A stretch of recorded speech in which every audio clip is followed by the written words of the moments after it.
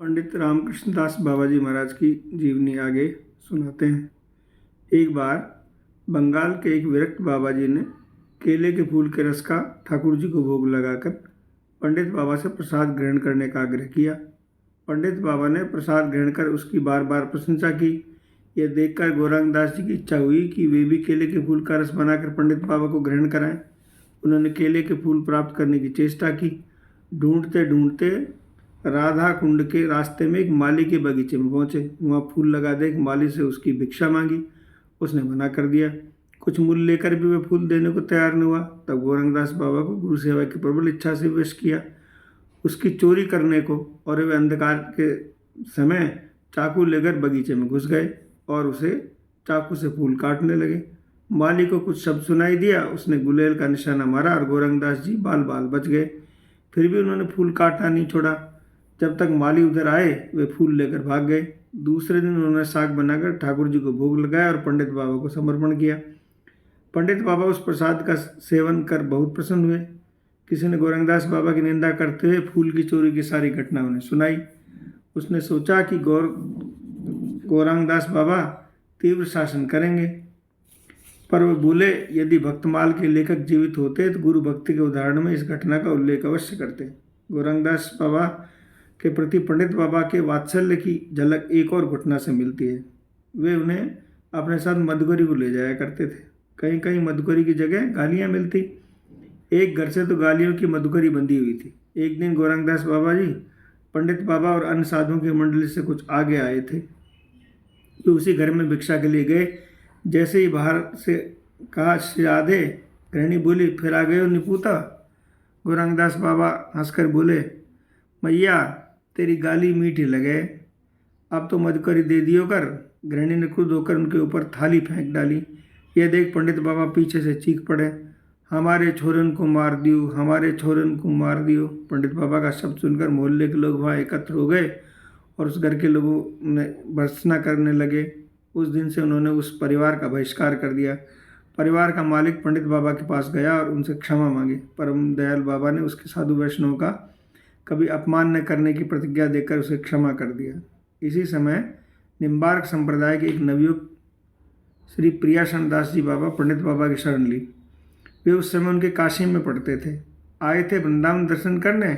उनसे भी प्रभु को बहुत काम करना न था। उन्हें ब्रज में रखकर उस कार्य की शिक्षा देनी थी। सब प्रकार से उन्हें योग बनाना था, पर वे सहज में पकड़ में आने वाले तो थे नहीं। नई उम्र जो थी उनकी विद्या अध्ययन खेलकूद व्यायाम और कुश्ती में भारी झोंक थी। उन्हें बांध रखने के लिए एक सुदृढ़ प्रेम पास की आवश्यकता थी। इसलिए किसी अज्ञात शक्ति प्रेरणा देकर उन्हें पंडित बाबा के पास भेज दिया। प्रियाशरण बाबा अक्सर कहा करते थे पंडित बाबा ने प्रेम में उन्हें अपने माता पिता तक को भुला दिया और वे उनके दर्शन करते ही सदा के लिए उनका बनकर रह गए। प्रियाशरण बाबा निम्बार्क संप्रदाय से दीक्षित थे, पर इसमें क्या पंडित बाबा के प्रेम में कोई अंतर पड़ता था? वे उनसे उतना ही प्रेम करते थे जितना गौरंगदास बाबा से।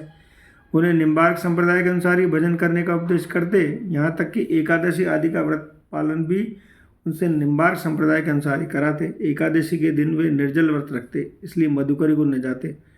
पर यदि निम्बार्क संप्रदाय के अनुसार एकादशी दूसरे दिन होती तो उस दिन स्वयं निर्जला रखते और श्री प्रियाशरण बाबा को लेकर उनके साथ मधुकरी को जाते। एक बार प्रियाशरण बाबा को माता का प्रकोप हुआ।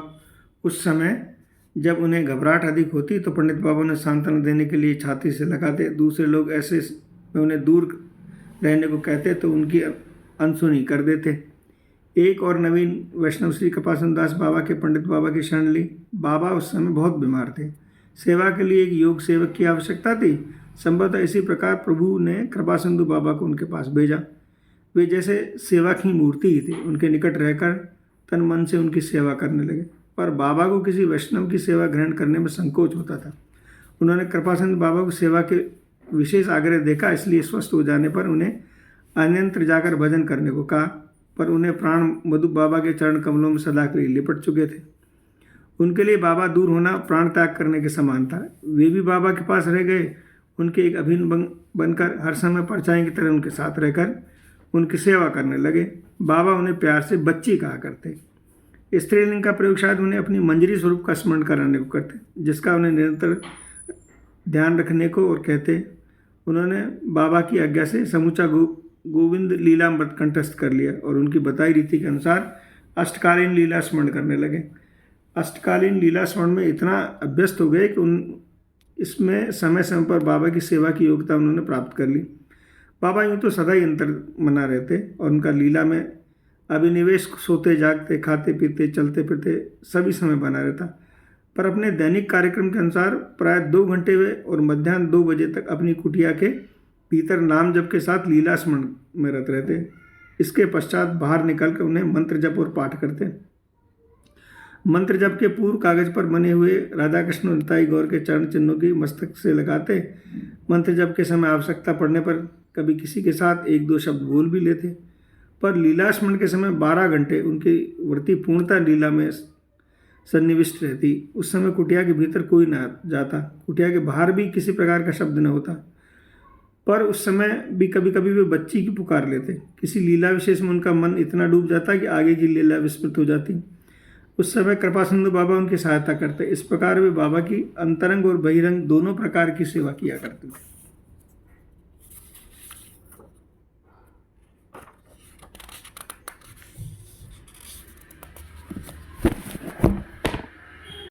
कृपा सिंधु बाबा की लाचारी तब होती जब वे बाबा की तरह लीला स्मरण में लवलीन हो अपनी सुध-बुध खो बैठते। एक बार ग्रीष्म ऋतु में जब वे बाबा के साथ मधुगरी से लौट रहे थे तो पवन की गति कुछ तीव्र हो गई।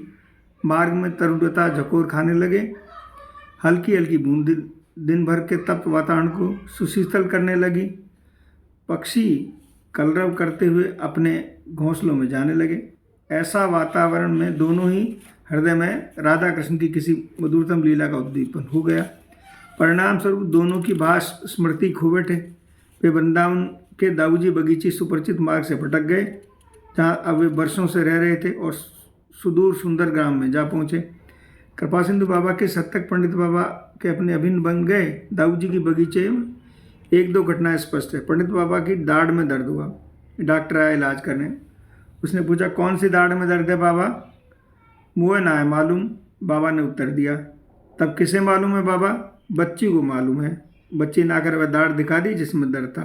एक बार बाबा बीमार पड़े। दुर्बलता इतनी अधिक हो गई कि मुख से कुछ कह न सकना मुश्किल हो गया। ऐसी अवस्था में प्यास के मारे गला सूखने लगा। उन्होंने आ कर सेवक को जल मांगा। किसी की समझ में न आया बाबा क्या कर रहे हैं। कृपा सिंधु बाबा गोविंद जी के दर्शन और मधुगरी के लिए गए हुए थे। उन्हें रास्ते में बार बार प्यास लगने लगी। वे कितना भी जल पिए, थोड़ी कुछ दूर जाकर फिर जोर से प्यास लग जाती। उनकी समझ में नहीं आ रहा था कि इतनी प्यास क्यों लग रही है। उनकी समझ में तब आया जब वे लौटकर आश्रम गए और बाबा के प्रति वैसे ही इशारा किया। उन्हें जल पिलाते ही उनकी अपनी प्यास भी शांत हो गई। जब बाबा राघव की गुफा या श्याम कुटी में भजन करते थे, उस समय गोवर्धन के निष्किंचक भजनानंदी महात्माओं की एक बड़ी टोली थी। पंडित बाबा उस टोली के केंद्र थे। वे सभी प्रातः 2 या 3 बजे उठकर सारा दिन भजन करते। संध्या समय मधुगरी हो जाते। अपनी अपनी मधुगरी लेकर एक स्थान पर बैठकर सब एक साथ मिलकर बांट कर खाते, मधुकरी का सेवन करते। मधुकरी सेवन कर अपना अपना झोलो ले लेते और रात 12 बजे तक बैठकर इष्ट को स्तुति करते। अपने अपने भजन की बात कहते सुनते, बीच में हास्य विनोद भी चलता रहता। बहिरंग लोग गोष्ठी में सम्मिलित न हो सके, ये उद्देश्य के लिए नित्य स्थान न जुटकर अलग अलग जमा होते। एक दिन पहले ही निश्चित कर लेती कल किस मजलिस में कहाँ लगेगी। जय जय श्री राधे, निताई गौर, हरि बोल। वीडियो को लाइक करें और शेयर करें।